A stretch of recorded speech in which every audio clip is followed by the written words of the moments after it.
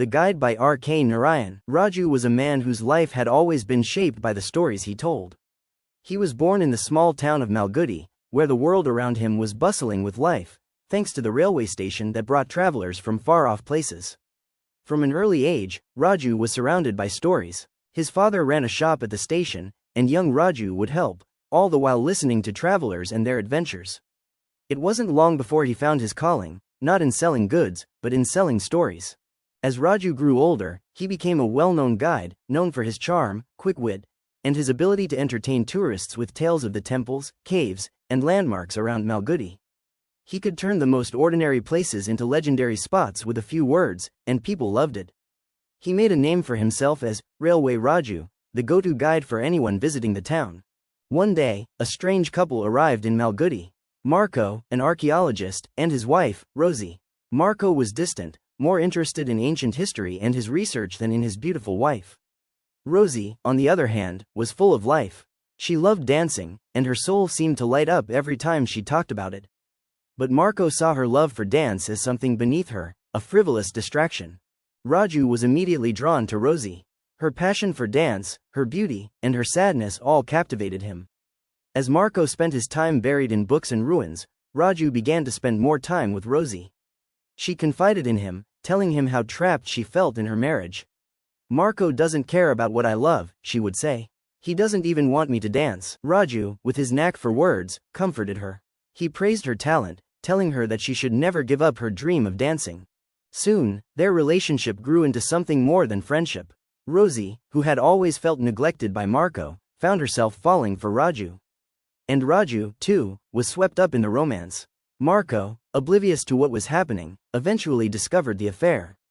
Enraged, he left Rosie behind and disappeared into his work. Rosie, now free but heartbroken, turned to Raju, and together they began a new chapter in their lives. Raju, seeing an opportunity, encouraged Rosie to pursue her passion. He became her manager, and under his guidance, Rosie, now known as Nalini, became a famous classical dancer. She performed in grand halls, captivated audiences, and quickly rose to fame. With success came wealth, and Raju enjoyed every bit of it. The man who once guided tourists around Malgudi was now living a life of luxury, all thanks to Nalini's talent. But as Rosie's fame grew, so did Raju's greed. He became possessive of her, managing not only her career but her life. "I made you a star," he would remind her, as if her success belonged to him. He began to spend recklessly, living off her earnings without any thought of consequences. His possessiveness started to strain their relationship. Nalini, once grateful for Raju's support, began to feel trapped again, this time, by the very man who had once freed her. Raju's downfall began when he forged Rosie's signature to access her jewelry and secure a loan. It was a careless move, driven by greed, and it didn't go unnoticed. Marco, who had been quietly watching from the sidelines, seized the opportunity.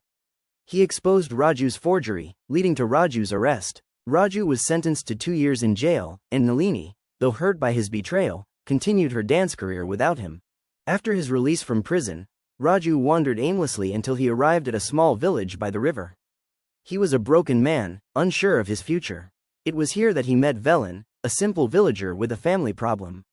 Velin, mistaking Raju's calm demeanor for wisdom, sought his advice. Raju, still playing the role of a smooth talker, gave some casual guidance, and to his surprise, it worked.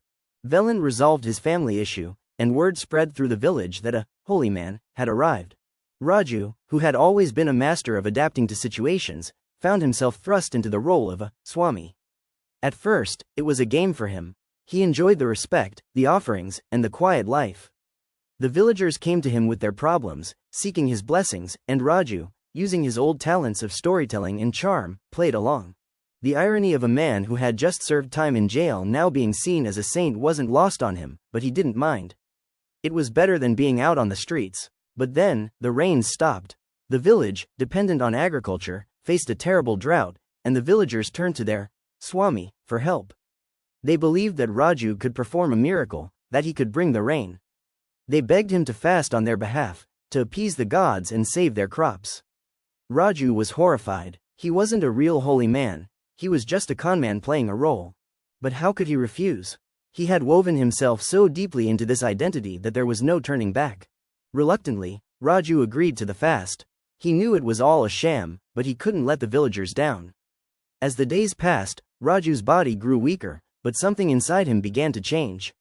What started as a performance slowly turned into something real. The fast became a penance, a way for him to atone for the lies he had told, the people he had hurt.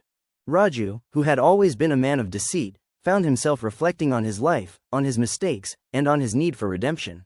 The villagers, desperate for rain, continued to place their faith in Raju. Velan, ever loyal, stayed by his side, believing that their Swami would save them. Raju, now too weak to stand, felt a strange sense of peace.